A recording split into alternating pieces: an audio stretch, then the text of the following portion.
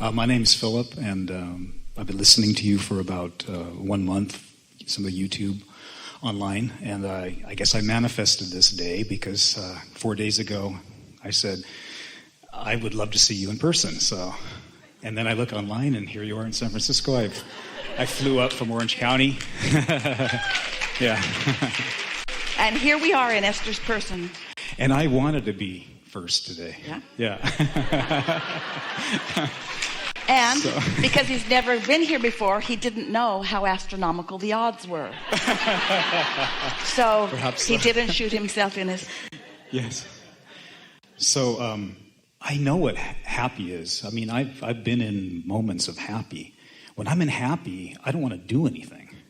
I don't feel motivated. My ambition just leaves me, and I don't want to make the 10 calls to get this business going, or I don't want to, We can see how it seems like that, but consider this.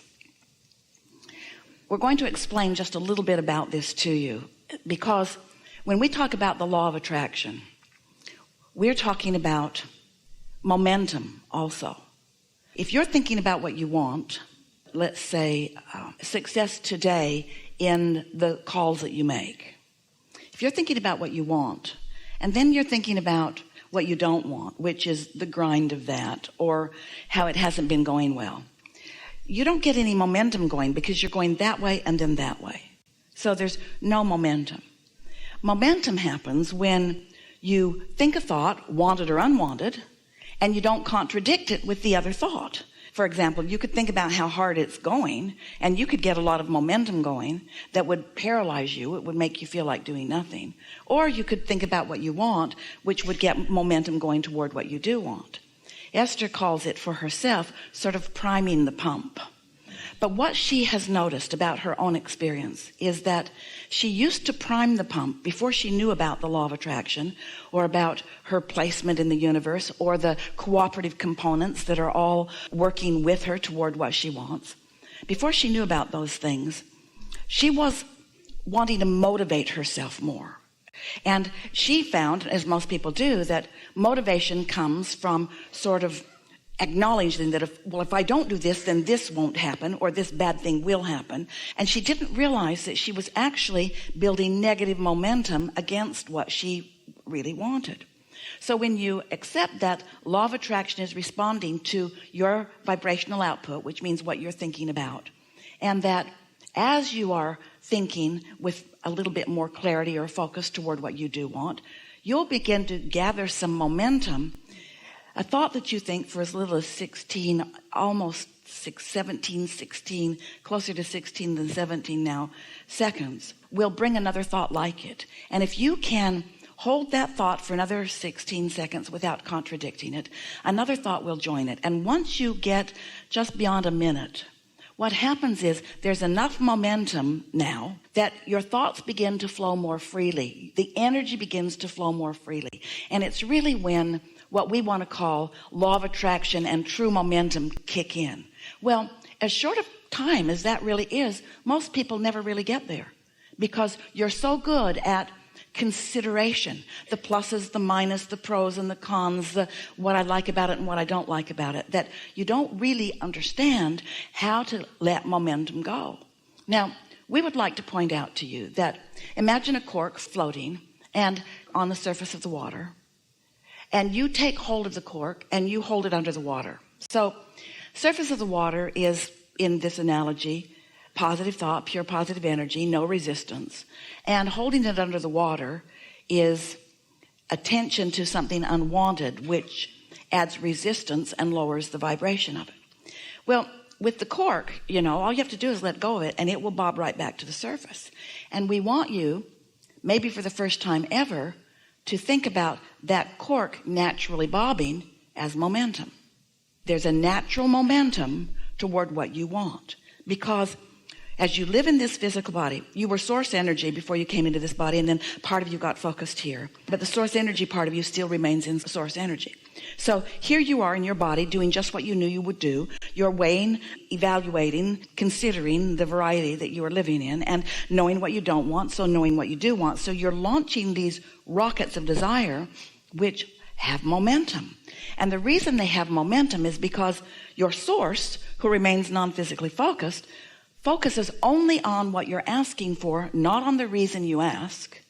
So your inner being focuses on this, and momentum begins to happen. Law of attraction begins to gather the cooperative components vibrationally. Now that's never satisfying to our physical friends, because things gathering in this mysterious place, we've named it the vortex, wrote 2 books about it because we want you to accept this vibrational reality.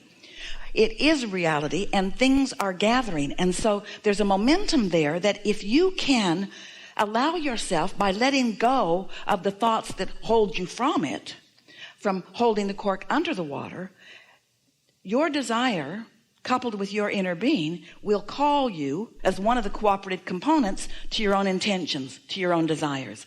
And that feels like momentum to you. That feels like something that you want to do. And even though a lot of people might say what you said, that you feel that you're happier when you're not doing anything, that just isn't the way that it is.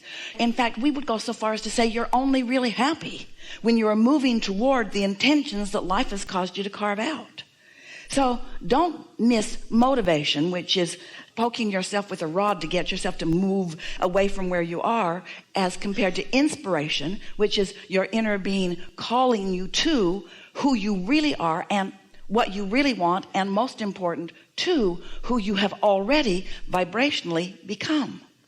That's the part that as physical beings you have to get over in the conversation that we have. You have to be willing to accept that there is a vibrational beginning to your creations that you can't see. Just like the seed that you put in the ground. The farmer puts the corn in the ground and he can't see the stalk of corn and the ears of corn for a while. But he believes in the process. He knows that he has planted the seed, and if he tends to it, there will be corn.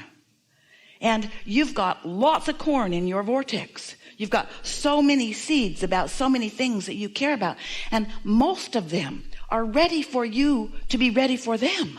Where do you think all of your expansion comes from? Look at the evolution of your species. Do you see any pipelines from other planets bringing the stuff in? It's coming out of your own creative juices. When you think it, the resources are all here for the creation of it. You can be or do or have anything. But you've got to stop contradicting your own desire with your awareness of what is. And what is manifested, we want to shout. What is manifested is the greatest reason for your contradiction of what's in the process of becoming. Because you say, I want it, but I can't see it. I can't see it. I can't see it. I can't see it. I don't know it. I haven't realized it yet. Is it really coming? I can't see it. That'll slow your momentum way, way, way, way down. But when you say, well, it does make sense to me. I have seen the correlation between my thoughts and what happens. I'm willing to accept that there is a law like gravity that I can't see, but I sure can see the effect of. Bring us a little bottle of gravity, please. It's in there. How do you know? Can't see it. Well, it's in there. Drop a marble in and watch what happens to it. Oh, went right to the bottom. Yep. Gravity must be in there. So, law of attraction is affecting everything that everyone is about.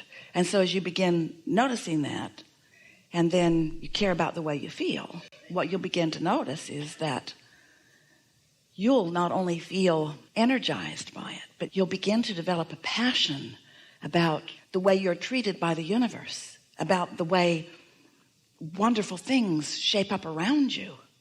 So as we're visiting here today, we want to help you to come to understand that everything is about what you're doing about it. We want you to take ownership of what's coming to you. We want you to accept that it is your point of attraction, but we also want you to know that you have the ability, through your focus, through your paying attention to the way you feel as you focus, of molding your thoughts into frequencies that align with who you really are and what you really want, so that you can consistently live happily ever after. Now, living happily ever after does not mean contrast free. living happily ever after means understanding the process, understanding that when you don't want something, that you do want something, and that you have the ability to choose which way you focused, and you can do it now or later. You get to choose all of it. And after a little while, instead of seeking a life of perfection where everything's all settled down and just the way you think you want it, instead you will happily embrace the adventure of life that gives birth to the new desire, because you know once a new desire is born that your inner being is in on that the source energy within you and the point of attraction that your source energy holds is summoning to who you really are and summoning to your new desire all things that are necessary in order to bring it about in full fruition. That thought will turn to things. Wanted or unwanted, that thought will turn to things.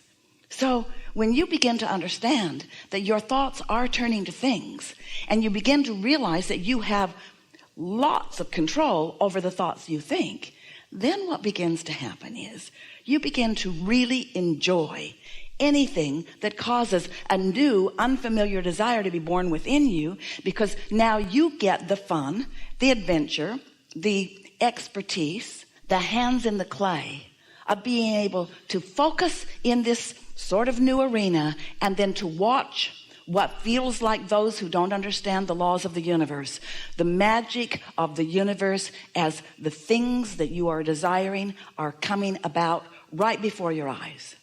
You get to witness your own creation. And that's the best part about being here in these physical bodies. You are source energy in physical bodies. You are an extension of non-physical energy.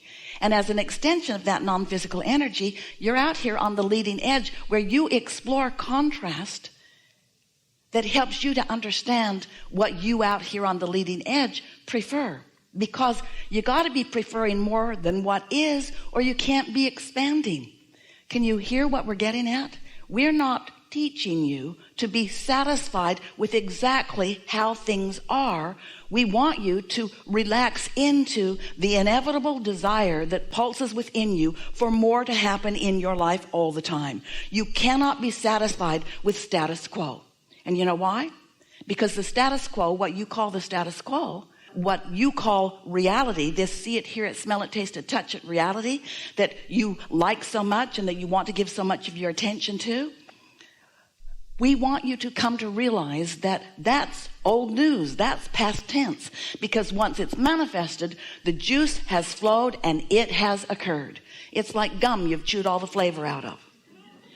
And if you are like most people, you are giving so much of your attention to what is manifested rather than tending to the new vibrational creations that are in your pipeline.